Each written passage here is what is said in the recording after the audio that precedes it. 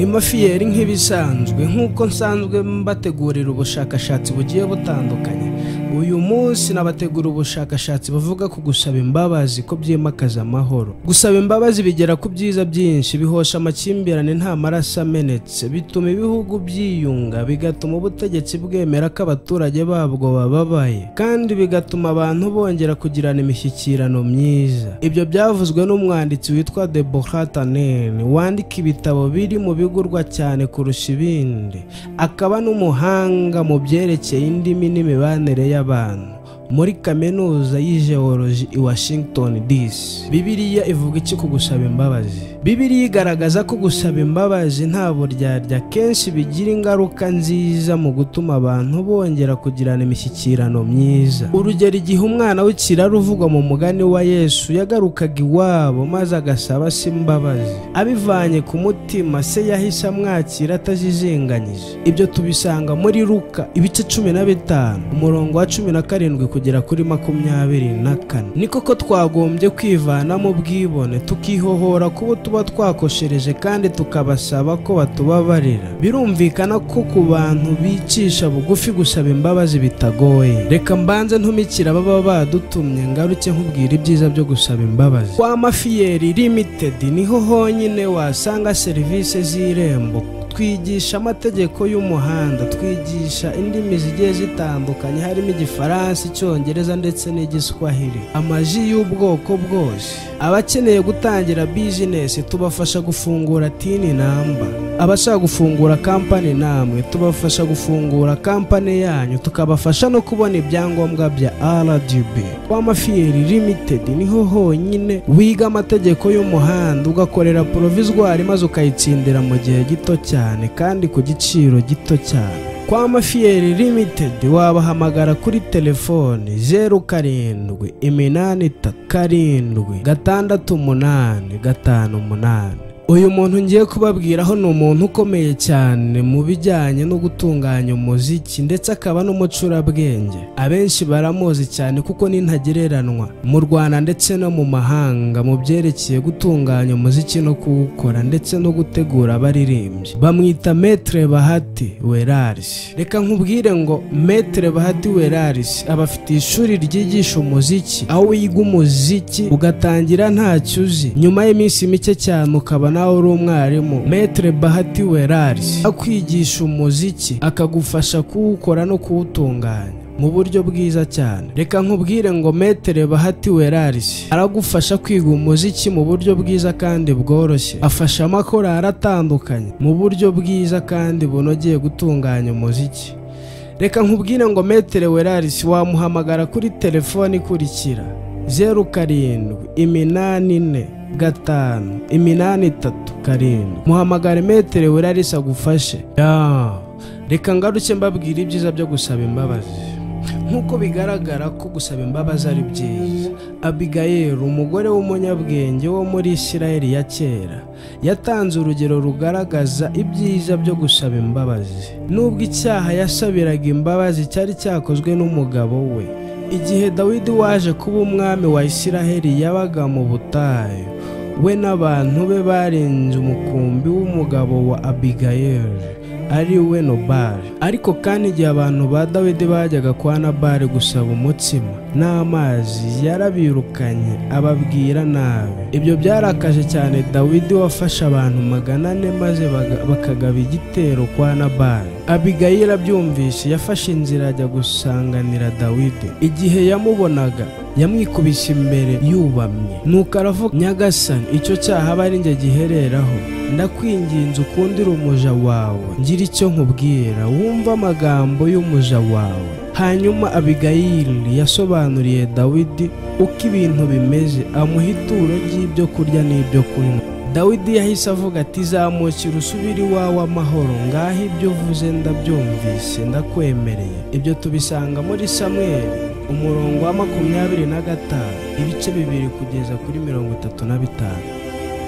Imyifatire ya Abigail yo kwicisha bugufi hamwe n'imbabazi yasabye kubw'ikinyabupfura cy'umugabo we yagize byatumye abo mu rugo rwe batagerwaho n'akaga, ndetse na Dawidi ubwe yamushimiye kuba yaramurinze kugibwaho n'urubanza rw'amaraso. Nubwo Abigayili atari we wari wagiriye nabi Dawidi n'abantu be, yemeye kubarwaho icyaha mu cyimbo cy'umuryango we maze yiyunga na Dawidi. Undi muntu watanze urugero rugaragara ko yari azi igihe gikwiye cyo gusaba imbabazi ni intumwa Pawulo. Igihe kimwe yagiye kuburanira imbere y'urukiko rukuru rw'Abayahudi. Umutambyi mukuru Ananiya yarakajwe nuko Pawulo yavugaga ibintu nta guca ku ruhande, maze ategeka abari bahagaze iruhande rwa Pawulo kumukubita ku munwa. Icyo gihe Pawulo yaramubwiye ati, Imana izagukubita wa rusika rwasizwe ingwa we, wicajwe no kuncira urubanza nk'uko amategeko ategeka, maze ugategeka ko bankubita uca mu mategeko. Igihe abari aho bashinjaga Pawulo ko yatutse umutambyi mukuru, yahise yemera ikosa rye agira ati, bene data, sinari nzi ko ari we mutambyi mukuru, kuko byanditswe ngo ntukavuge nabi umutware w'ubwoko bwawe. Ibyo tubisanga mu Byakozwe n'Intumwa ibice 23 umurongo wa 1 kugera kuri 5. Kuba Pawulo yaravuze ko umucamanza atagombaga gukubita abandi byari bifite ishingiro, nyamara kandi yasabye imbabazi z'uko yari yavugishije umutambyi mukuru atabizi, amubwira amagambo bafashe ko yarangwaga n'agasuzuguro. Kuba Pawulo yarasabye imbabazi byatumye abanyarukiko bemera kumutega amatwi, kubera ko yari azi neza amacakubiri yari hagati yabo. Yababwiye ko aregwa kuba yizera ibihereranye n'umuzuko. Ibyo byabyukije impaka nyinshi, maze abafarisayo bajya ku ruhande rwa Pawulo. Ibyo tubisanga mu Byakozwe n'Intumwa ibice 23 umurongo wa 6 kugera ku 10. Ni irihe somo dushobora kuvana kuri izo ngero zombi zo muri Bibiliya? Kuba abantu bavuzwe muri izo ngero zombi bagaragaje ko bari bababajwe rwose n'ibyaba, byabahaye uburyo bwo gukomeza gushyikirana n'abo bari bakoresheje. Ubw'ibyo gusaba imbabazi bishobora kugarura umwuka w'amahoro. Ni koko iyo twakoshereje umuntu maze tukemera ko twamukoshereje kandi tukamusaba imbabazi, bishobora gutuma dushyikirana nawe mu buryo bushimishije. Mu gihe dutahuye ko hari umuntu wakomerekejwe n'ibyo twavuze cyangwa ibyo twakoze, dushobora gutekereza ko uwo muntu adashyira mu gaciro cyangwa ko ari inkomwa hato. Nyamara Yesu Kristo yahaye abigishwa be inama igira iti, nuko nujyana ituro ryawe ku gicaniro ukahibukira mwene so ko afite icyo mupfa, usige ituro ryawe mbere y'igicaniro, ubanze ugende wikiranure na mwene so, uhere kugaruke uture ituro ryawe. Ibyo tubisanga muri Matayo ibice 5 umurongo wa 23 kugera kuri 24. Urugero, umuvandimwe ashobora kumva ko wamukoshereje nk'uko Yesu yabivuze. Icyo gihe ugomba kugenda ukikiranura na mwene so, waba wumva ko wamukoshereje cyangwa wumva ko utamukoshereje. Kije inyandiko y'Ikigereki, ijambo Yesu yakoresheje ahangaha risobanura kumvikana nyuma yo gushyamirana. Vines Expository Dictionary of Old and New Testament Word. Koko rero, iyo abantu babiri bafitanye amakimbirane, bombi bashobora mu buryo runaka kuba bafite ikosa, kuko ari abantu badatunganye, bashobora kwibeshya. Akenshi ibyo biba bisaba ko bumvika. Ikibazo ntikiba ari ukumenya ufite ukuri n'uri mu makosa, ahubwo ukumenya uzafata iya mbere mu gutuma habaho ubwumvike. Igihe intumwa Pawulo yamenyaga ko abakristo b'i Korinto bajyanaga abandi bagaragu b'Imana mu nkiko bitewe n'amakimbirane abantu ku giti cyabo babaga bafitanye, urugero nk'ibibazo bye bwite bihereranye n'amafaranga, yabagiriye inama agira ati, mbese niki gituma mudahitamo ahubwo girirwa nabi? Niki gituma mudahitamo guhuzwa? Ibyo tubisanga mu Bakorinto umurongo wa 6 kugera kuri 7. Birumvikana ko ibyo Pawulo yabivuze ashaka kubuza abakristo bagenzi be kujyana abandi mu nkiko kugira ngo bakemure ibibazo babaga bafitanye. Nyamara icy'ingenzi yashakaga kumvikanisha ni uko kubana amahoro na bagenzi bacu duhuje ukwizera ari byo by'ingenzi cyane kurusha kumenya ufite ukuri n'uri mu makosa. Uzirikanira iyo hame bituma gusaba imbabazi uwumva ko twamukoshereje birushaho kutworohera. Kutagira uburyarya ni ingenzi. Bamwe bashobora gukoresha amagambo yo gusaba imbabazi mu buryo bukabije cyane. Urugero, ijambo sumimasen risanzwe rikoreshwa mu Buyapani mu gusaba imbabazi rikoreshwa inshuro ibihumbi n'ibihumbi, ndetse rishobora no gukoreshwa mu buryo bwo gushimira mu gihe umuntu aba ashaka kugaragaza ko yumva abangamiwe n'uko atituye abandi neza bamugiriye. Kubera ko iryo jambo rikoreshwa mu buryo butandukanye, bamwe bashobora kumva ko bikabije maze bakibaza niba ubivuze aba bivanye ku mutima. Indi mico nayo ishobora kuba ifite amagambo akoreshwa mu gusaba imbabazi avugwa mu buryo bukabije. Mu rurimi urwo ari rwo rwose ni iby'ingenzi gusaba imbabazi nta buryarya. Amagambo dukoresha n'imvugo yacu byagombye kumvikanamo rwose ko tubabajwe n'ibyabaye. Mu kibwiriza cye cyo ku musozi, Yesu Kristo yabwiye abigishwa bati, muri make Yesu yarababwiye ngo yego yanyu ijye iba yego, oya yanyu ibe oya. Ibirenze ibyo bituruka ku mubi. Ibyo tubisanga muri Matayo ibice 5. Ibyo tubisanga muri Matayo 5 kugera kuri 37.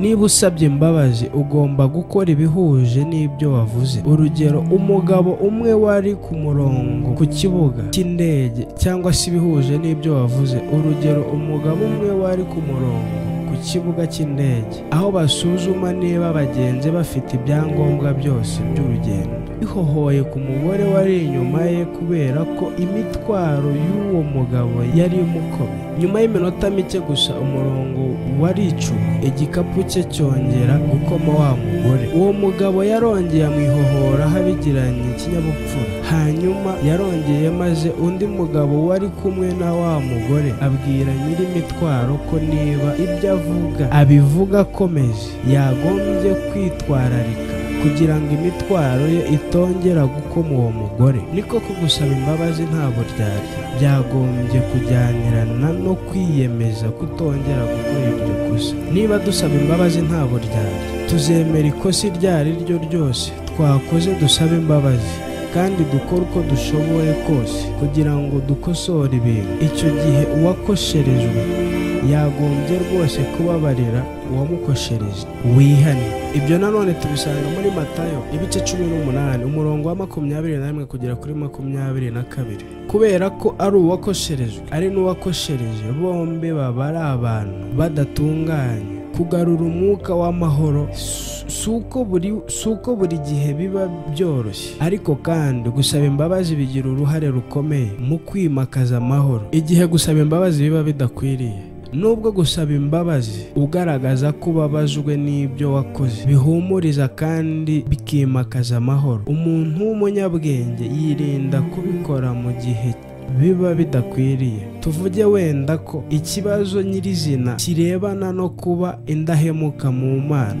Igihe Yesu Kristo yari ku isi yicishije bugufi, araganduka, ntiyanga no gupfa, ndetse urupfu rwo ku giti cy'umubabaro. Ibyo tubisanga mu Bafilipi 2:8. Ariko kandi ntiyigeze asaba imbabazi z'ibyo yizeraga ngo aha ni ukugira ngo bimworohereze imibabaro. Kandi Yesu ntiyihohoye ku mutambyi mukuru igihe yamubazaga ati, nkurahirije Imana ihoraho, tubwire niba ari wowe Kristo, umwana w'Imana. Aho kugira ngo Yesu amwihohoreho afite amasonisoni, yamusubizanyije ubutwari ati, wakabimenye kandi ndababwira yuko hanyuma muzabona Umwana w'umuntu yicaye iburyo bw'ubushobozi bw'Imana aje ku bicu byo mu ijuru. Ibyo tubisanga muri Matayo ibice 26 umurongo wa 63 kugera kuri 64. Yesu ntiyigeze agira igitekerezo cyo gushimisha umutambyi mukuru ngo abirutishe kuba indahemuka kuri se Yehova.